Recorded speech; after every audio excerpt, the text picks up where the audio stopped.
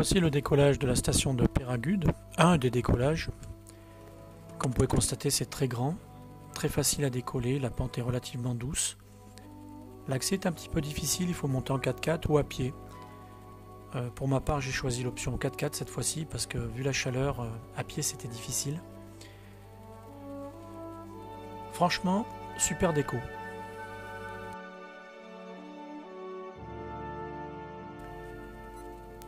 Une fois le décollage effectué, on se dirige droit sur les nuages, voir si on peut aller mouiller la voile pour la laver.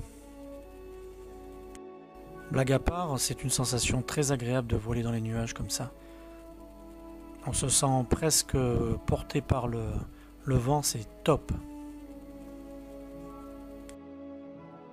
Malgré ça, c'est très agréable de voler sous les nuages ou voir à l'intérieur de cette brume. On a une sensation de cocon, c'est vraiment sympa. Très humide, je le reconnais. Donc là, c'est un vol de fin d'après-midi. Les thermiques sont quasiment plus là. Je vole avec un tout petit peu de dynamique pente. Et ça a l'air de tenir. Donc je m'accroche sur cette ligne de crête, je suis tout seul. Tous les autres pilotes ont préféré prendre une direction beaucoup plus directe sur latéraux. Pour ma part, je m'amuse. Je vais même m'amuser avec un aigle qui niche dans le coin, sans le déranger pour autant. Et c'est assez agréable.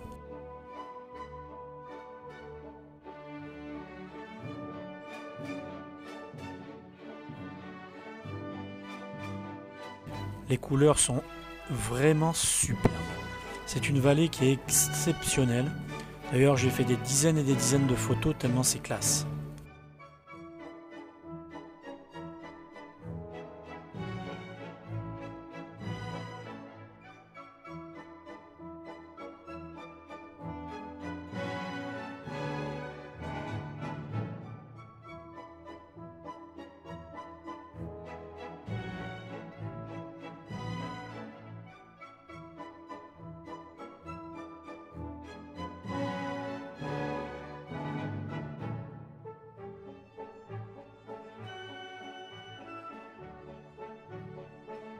Au bout d'une grosse demi-heure, 40 minutes exactement, en soaring, je m'aligne pour partir vers le lac.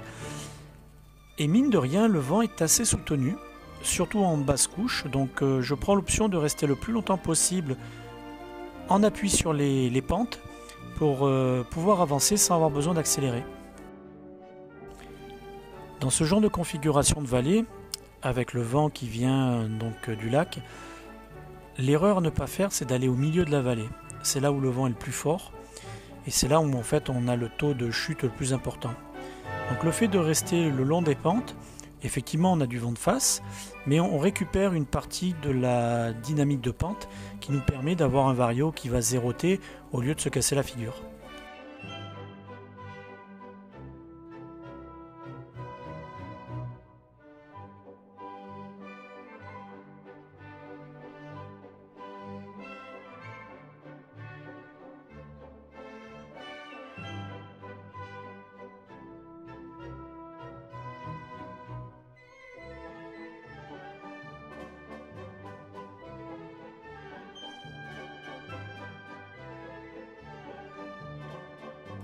Petit selfie du gros goéland, toujours aussi moche, hein, il ressemble vraiment pas à l'oiseau, mais qu'est-ce que vous voulez, on va pas le refaire.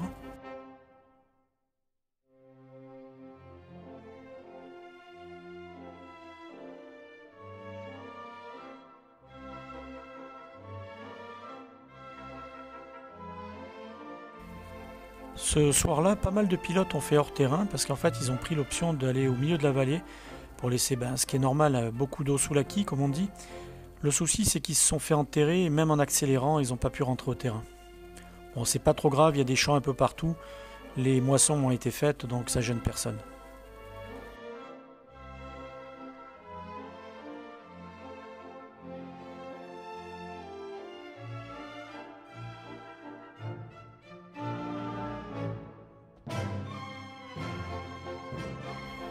Là je passe sur le premier barreau d'accélérateur pour la simple et bonne raison que j'ai une vitesse sol d'environ 15 km/h Et ben forcément là je suis pas sur une pente qui porte bien, donc ça descend et j'ai pas envie d'aller me poser au milieu du village, donc je préfère accélérer, dégrader mon altitude, mais pouvoir passer le plus vite possible les maisons.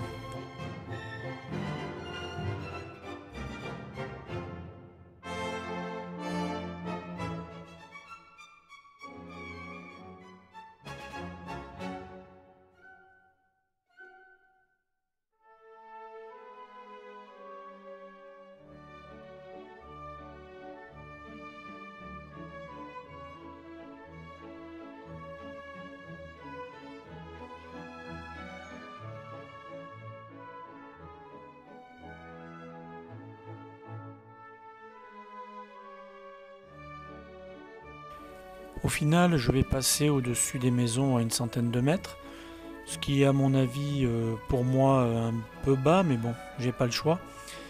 Je ne pouvais pas continuer à avancer vers le lac, donc il a fallu que je prenne une trajectoire un peu plus gauche pour aller direct sur le terrain.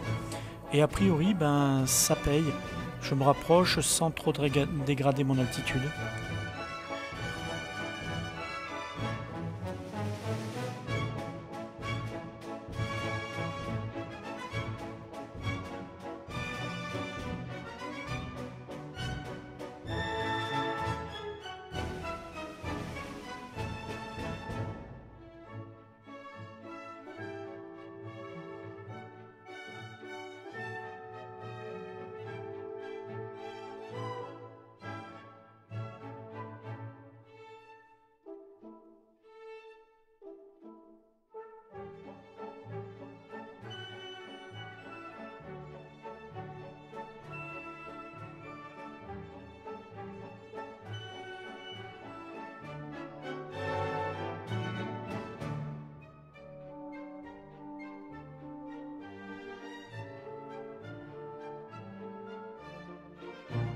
Voilà, c'est gagné, je suis en finesse du terrain.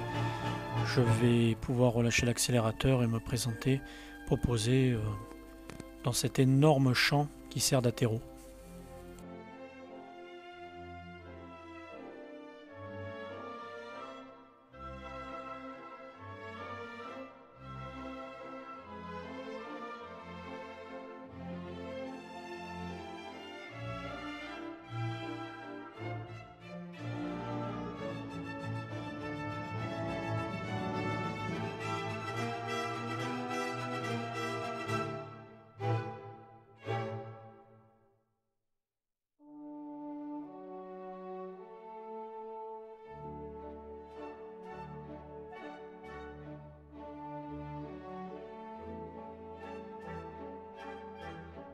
Voilà, j'espère que cette petite vidéo vous a donné envie de venir voler sur Loup d'Envielle. Pour ma part, ben, dès que je peux, j'y retourne. À bientôt!